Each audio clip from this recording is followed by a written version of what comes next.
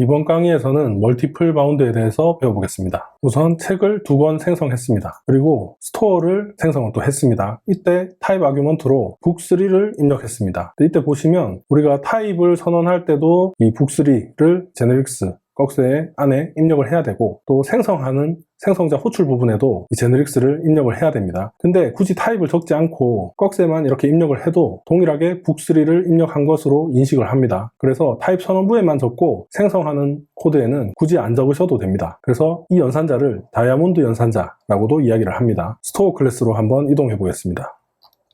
이 스토어 클래스를 보시면 타입 파라미터가 있고, 여기에 extend로 제한을 두는 것을 볼 수 있습니다. 근데 이 제한을 여러 개의 클래스나 인터페이스로 제한을 둘 수 있습니다. 이것을 멀티플 바운드라고 합니다. 그러면 이 타입 파라미터 t에 넘어올 수 있는 타입은 프로덕트 클래스를 상속받고 있으면서 오더 아이템 인터페이스를 구현하고 있는 이 두 조건에 다 충족되는 타입만 이 타입 파라미터에 넘어올 수 있다는 겁니다. 그래서 우리가 타입 파라미터에 넘겨줬던 book 타입을 보게 되면 프로덕트 클래스도 상속받고 있고 오더 아이템 인터페이스도 구현하고 있죠. 그렇기 때문에 이 타입 변수 t에 book3 타입을 입력할 수 있었던 겁니다. 그러면 아래에 있는 이 t 부분은 다 book3 타입으로 변경이 되겠죠. 이 해당 스토어 클래스를 이용해서 생성한 스토어 인스턴스는 book3 타입을 저장하거나 추가하거나 하게 될 수 있는 그런 스토어가 되게 되는 겁니다. 만약 여기 제한을 두지 않고 그냥 t만 입력을 했다면 오브젝트 타입으로 인식을 하고, 이 안에 있는 어떤 메소드들에서 코드를 작성할 때 오브젝트 클래스 내에 있는 메소드에 한해서만 코드를 작성을 해야 되겠죠. 그래야 컴파일 타임에서 오류를 체크할 수 있겠죠. 하지만 지금 프로덕트랑 오더 아이템을 이용해서 제한을 뒀기 때문에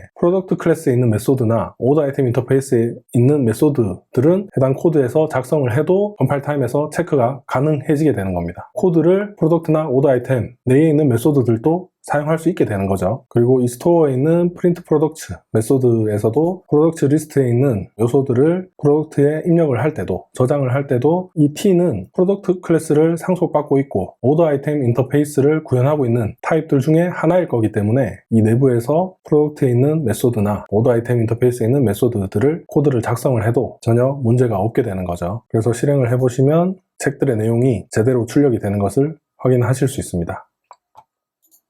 또 이번에는 카 클래스를 이용해서 인스턴스, 차 2대를 생성을 했습니다. 근데 이때 차를 저장하기 위한 스토어를 생성을 하는데 이 타입 아규먼트로 카2를 입력을 하면 오류가 납니다. 왜냐하면 이 카2 클래스는 프로덕트 클래스를 상속받고 있죠. 하지만 오더 아이템 인터페이스를 구현하고 있지 않습니다.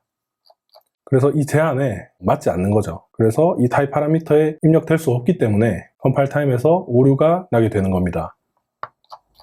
그리고 또 하나 주의하셔야 될 게, 이 멀티플 바운드를 이용할 때는 클래스와 인터페이스가 이렇게 섞여 있는 경우가 있습니다. 제한을 두는 타입들을 입력을 할 때 이 섞여 있는 경우에는 클래스를 제일 왼쪽에 먼저 적어 주셔야 됩니다. 그 다음에 오른쪽에 인터페이스들을 적어 주시면 됩니다. 인터페이스 먼저 적고 그 다음에 클래스 이름을 입력을 하면 오류가 납니다. 이 부분을 기억해 두시면 되고, 그리고 이 랭크 클래스를 보시면 이 타입 아규먼트를 2개를 입력한 것을 보실 수 있습니다. 이처럼 클래스에 타입 변수를 여러 개 사용하실 수도 있습니다. 메소드에도 이 파라미터 여러 개 만들 수 있죠. 그것처럼 타입 파라미터도 여러 개 사용하실 수 있습니다. 이때 알파벳은 보통 stuv 순서로 많이 사용을 합니다. 근데 뭐 A도 쓰고 E도 쓰고 여러 알파벳을 사용하기 때문에 보통 stuv를 순서대로 이렇게 많이 사용한다 라고 생각하시면 되겠습니다. 랭크 클래스에는 지금 book3와 카2를 입력을 했죠. 두 타입 변수에는 t에는 book3가 들어오고 u에는 카2가 들어오는 겁니다. 그래서 이 t 부분은 다 book으로 바뀌고 u 부분은 전부 카로 바뀌어서 해당 코드들이 전부 book과 카로 변경되는 코드가 됩니다. 이렇게 타입 파라미터를 여러 개 사용할 수도 있다라는 것을 기억하시면 되겠습니다. 이 스토어에 카도 저장될 수 있게끔 한번 수정을 해보시고, 그리고 이 아래 주석들을 오류가 나지 않게끔 한번 수정을 해보시면 이 제네릭스에 대한 이해도가 좀 더 올라갈 거라고 생각이 됩니다. 다음 강의에서는 set 컬렉션에 대해서 배워보겠습니다.